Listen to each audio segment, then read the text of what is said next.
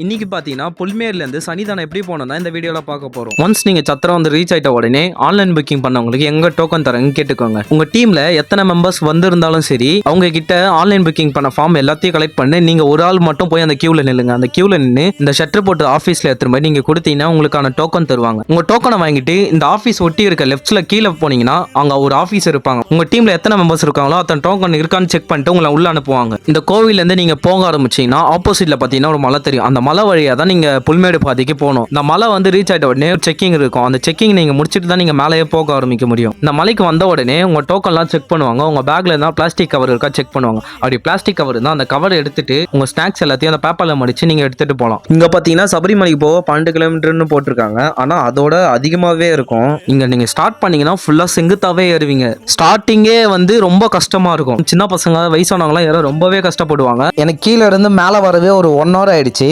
அந்த ஆப்போசிட்ல பாத்தீங்கன்னா தெரியும் இன்னும் மேலே போயிட்டே தான் இருக்காங்க. இன்னும் அதை ரீச் பண்ண எனக்கு ரொம்ப நேரம் ஆகும் போல. இந்த மலை செங்குத்தா இருக்கிறத தாண்டிட்டீங்கன்னா ஓரளவுக்கு உங்களுக்கு வந்து சமமா தான் இருக்கும். இந்த புல்மேடு பாதை பாத்தீங்கன்னா ரொம்பவே கஷ்டமா தான் இருக்கும். சின்ன பசங்க பெரியவங்களா கூட்டு வரீங்களா நீங்க பம்பா ரூட்டே போயிடுங்க சபரிமலைக்கு. இந்த வீடியோட கண்டினியூ பார்ட் 2ல பார்க்கலாம்.